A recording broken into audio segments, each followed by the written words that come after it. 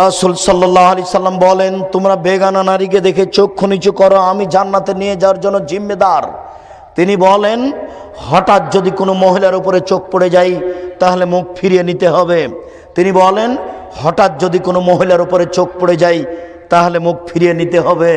বলো যুবক, তোমার মোবাইলের কি হবে? বলো যুবক, তোমাদের টিভির কি হবে?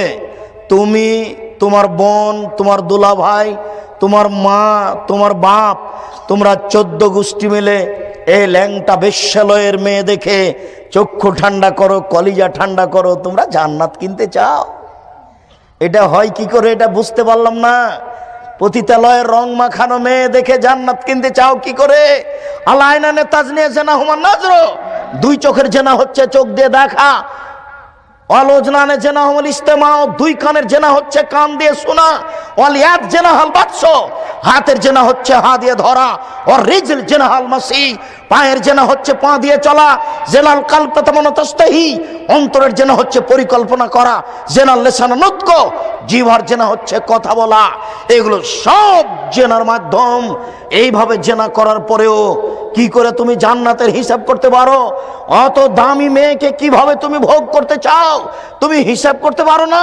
জান্নাতের নারী এত সুন্দরী, জান্নাতের নারী এত সুন্দরী, জান্নাতের নারী এত সুন্দরী যাদেরকে দেখে মনে হবে ঝিনুকের মধ্যে লুকানো মুক্তা। জান্নাতের নারী এত সুন্দরী, জান্নাতের নারী এত সুন্দরী যাদেরকে দেখে মনে হবে ছড়ানো ছিটানো মুক্তা। জান্নাতের নারী এত নরম, জান্নাতের নারী এত নরম, জান্নাতের নারী এত নরম যে আপনার ওই ডিমের খোসা এবং সাদা পদার্থ, ডিমের খোসা এবং কুসুমের মধ্যে সাদা পদার্থ যত নরম, ডিমের খোসা এবং কুসুমের মধ্যে সাদা পদার্থ যত নরম, জান্নাতের নারী তত নরম। কি দিয়ে বোঝায় যুবক আমি তোমাকে? জান্নাতের নারী কত নরম। মহান আল্লাহ চ্যালেঞ্জ করে বলেছেন, লাম ইয়াতমিসহুন্না ইনসুন ওয়ালা জিন। জান্নাতের নারীকে মানুষ কোনোদিন স্পর্শ করেনি, জান্নাতের নারীকে জিন কোনো স্পর্শ করেনি, কোনো দিন কোনো জিন স্পর্শ করেনি। জান্নাতের নারীর ব্যাপারে আল্লাহ তাআলা চ্যালেঞ্জ করেছেন, জান্নাতের নারীদের কোনোদিন পেশাব হবে না, তাদের কোনোদিন পায়খানা হবে না, তাদের কোনোদিন হায়েজ হবে না, তাদের কোনোদিন নাকে শিকান হবে না, তাদের শরীরে কোনোদিন ময়লা হবে না, তাদের কাপড় কোনোদিন অপরিষ্কার হবে না, তাদের মাথায় থাকবে লম্বা লম্বা কোঁকড়া কোঁকড়া কুচকুচে কালো চুল। যুবক, তোমাকে আমি কি দিয়ে বুঝাই জান্নাতের নারী কত সুন্দরী? তাদের বক্ষ হবে স্ফীত গোলাকার। তুমি এই জান্নাতের নারী ভোগ করতে চাও পতিতালয়ের নারী দেখে? এখনই সিদ্ধান্ত পরিবর্তন করো, জান্নাত হবে ইনশাআল্লাহ। অনাহান নাফসানিল হাওয়া ফাইনাল জান্নাতা হিয়াল মাওয়া। আল্লাহ ওয়াদা করেছেন তোমার সাথে, পৃথিবীর প্রত্যেকটা মানুষের সাথে আল্লাহ ওয়াদা করেছেন।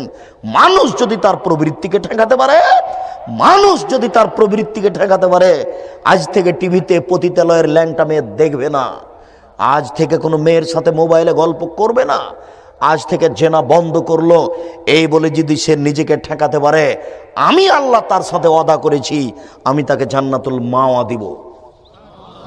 অনাহান নাফসানিল হাওয়া ফাইনাল জান্নাতা হিয়াল মাওয়া।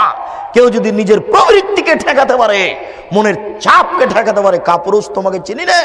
তুমি তো ওই মেয়েটার নাম্বার হাসি মুখে কথা বলেছিল, সেই জন্য তুমি নাম্বার ধরে রেখেছো আবার কথা বলার জন্য। এই তো তোমার ঈমান। একটা মেয়ে মোবাইলে তোমার সাথে হেসে কথা বলেছিল, তাই তুমি নাম্বারটা ধরে রেখেছো আবার কথা বলার জন্য। তুমি জান্নাত কিনতে চাও কি করে?